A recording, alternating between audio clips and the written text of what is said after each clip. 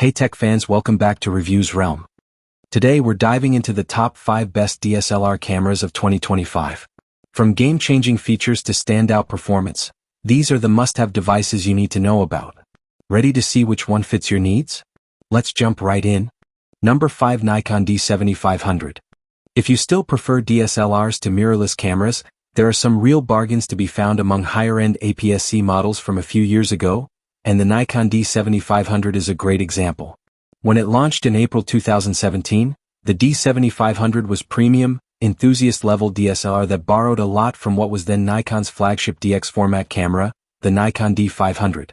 It sat below the latter and above the D7200, which has now been discontinued.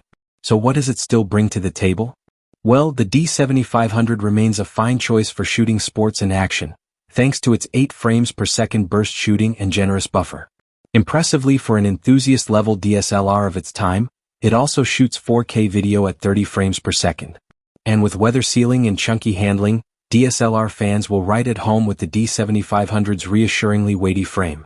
Of course, there are also excellent mirrorless cameras available for the D7500's new price tag, including the new Nikon Z50. But if it's the handling, battery life and optical viewfinder of a DSLR you're looking for, then the D7500 now offers excellent value for money. One of the biggest shakeups the Nikon D7500 brought was its change of sensor. While both the D7100 and D7200 sported 24MP chips, as for that matter, did the entry-level D3400 and D5600. Here Nikon opted to use the slightly lower resolution 20.9MP sensor from the D500, which, as in that camera, is teamed with Nikon's XP5 image processor. As on the D500, omitting the low-pass filter enabled Nikon to eke out that bit more detail from the 20.9MP sensor, and while it may seem quite a sacrifice to lose almost 4MP compared to the D7200's 24.2MP, the minor drop in resolution does have advantages, particularly when it comes to sensitivity. Compared to the D7200's ISO range of 100 to 25,600, the D7500's 100 to 51,200 standard offers an extra stop of flexibility, but it's the expanded range that impresses. There's a low setting of ISO 50, while the upper ceiling is a staggering ISO 1,640,000. The reality is that these upper sensitivities are likely to be pretty much unusable, but the benefits will be felt further down the sensitivity range, and if the new camera performs like the D500, it should impress in this regard. Number 4, Canon EOS 90D. A few years ago, the Canon EOS 80D was one of the best cameras around for anyone who needed a mid-range snapper that could go beyond basic shooting without adding pro-level complexity. In fact, it's still a perfectly solid DSLR even today, but in order to make the series relevant in the age of mirrorless cameras, Canon has built something more modern to fill its considerable shoes. That camera is the Canon EOS 90D, perhaps the last enthusiast-level DSLR the company will ever make. Launched alongside the Canon EOS M6 Mark II, the 90D plays the traditional strengths of DSLRs, good handling, long battery life, optical viewfinder, but adds some pretty cutting-edge specs. This includes a new sensor that brings a lot more megapixels than the 80D, 32.5MP, compared to 24.2MP, which is helpful for cropping images, plus Canon's latest imaging engine. In short, with the 90D, Canon has proven that DSLRs aren't quite ready to kick the bucket yet, and as well as being one of the best DSLR cameras, it's also still one of the best Canon cameras available. At first glance, there's not much physical difference between the EOS 80D and its successor. The innards, however, are brand spanking new, with a 32.5MP APS-C CMOS sensor taking center stage. Historically, the sensor resolution of most APS-C cameras has topped out at about 24MP, meaning the 90D, and the EOS M6 Mark II with the same sensor, offers the highest resolution found in the crop sensor class of cameras. The advantage of having this kind of resolution means you'll be able to capture more details while giving you the flexibility to crop an image during post-processing, allowing you to zoom in closer to your subject without compromising image quality. While the higher resolution is a welcome boost, it can result in more noise in images shot at higher ISOs compared to cameras in the same sensor class but lower resolutions. This happens because individual pixels have to be shrunk to fit a higher number of them in a limited space. However, it's Canon's latest Digic 8 image processor that gives the 90D a major performance boost over the 80D and its Digic 6 engine. The latest processor, which has yet to be succeeded in 2019, gives the new snapper the ability to shoot 4K video, where the 80D topped out at just 1080p, aka Full HD, resolution. And unlike all other Canon cameras, the new EOS R and EOS RP included, video capture uses the entire width of the 90ds sensor, a long-awaited first for the company. Videos themselves are captured in MP4 file format in either 4K UHD 3840 by 2160 quality to a maximum 30 frames per second, in Full HD 1920 by 1080, at up to 60 frames per second, or Standard HD 1280 by 720, at 60 frames per second, and with a maximum duration of 30 minutes. The Digic 8 processor also ups the ante when it comes to maximum burst speed and native ISO range.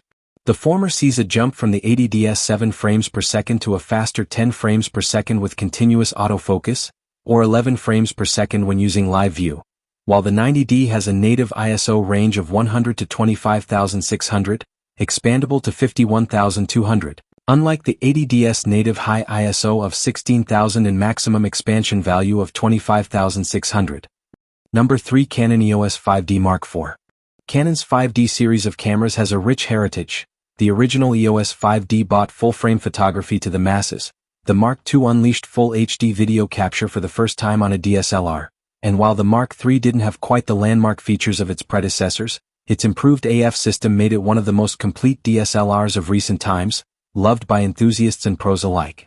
Despite the range deviating a little since then with the arrival of the 50.6MP 5DS for those wanting even more pixels, the arrival of a new generation of the 5D is a big deal.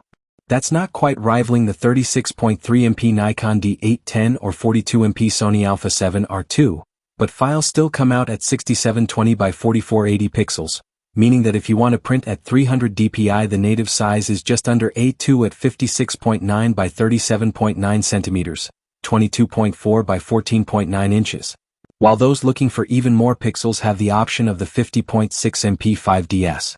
The 5D Mark IV is also using the same latest generation sensor technology that we've seen in both the 1DX Mark II and 80D, with on-chip digital-to-analog conversion, which should deliver improved noise performance as well as broader dynamic range. That's not the whole story as far as image quality goes though, with the arrival of dual-pixel RAW technology giving photographers the capacity to fine-tune the area of maximum sharpness. With each pixel made up of 2 photodiodes, it allows for the creation of a file which contains a pair of images with 2 very slightly different focus points.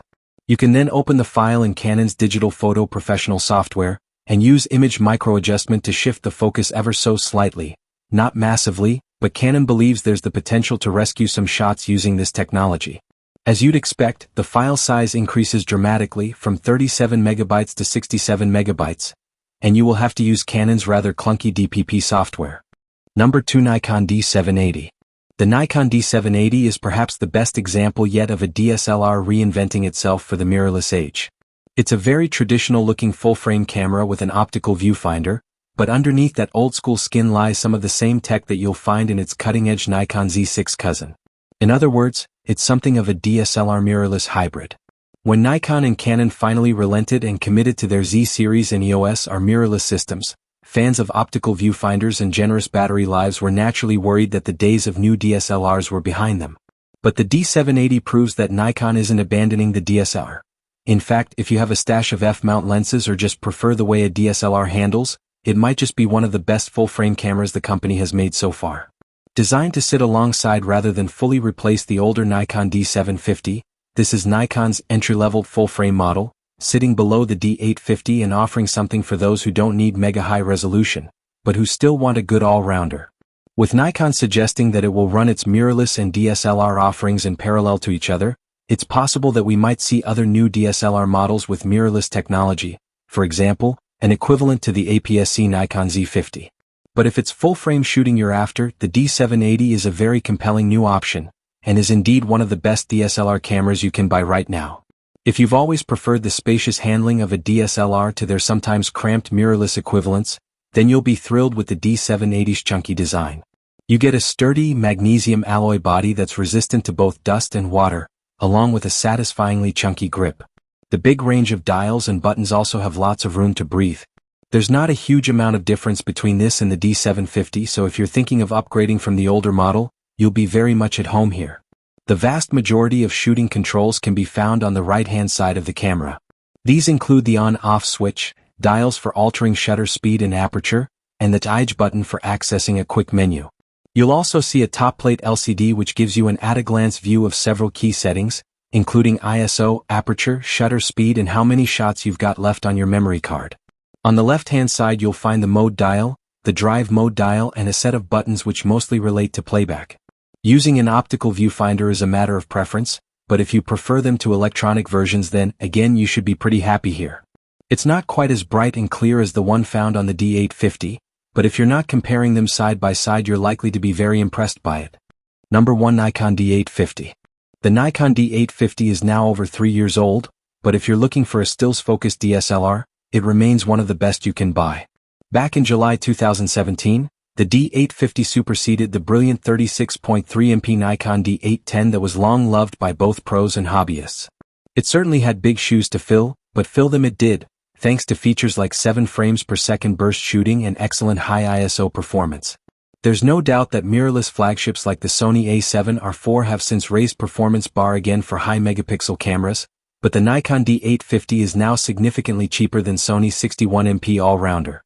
If you're mostly focused on stills photography and enjoy classic DSLR benefits like handling and battery life, then the Nikon D850 is a superb, versatile all-rounder. While the D810 retained the same 36.3MP resolution as the groundbreaking Nikon D800/D800E, it was later eclipsed by both the 50.6MP Canon EOS 5DS and 42.2MP Sony Alpha A7R II. The D850, though, got an all-new 45.7MP full-frame back-illuminated sensor, BSI, which was a hefty increase in pixels over the D810, and only marginally behind the 5DS. Thanks for watching.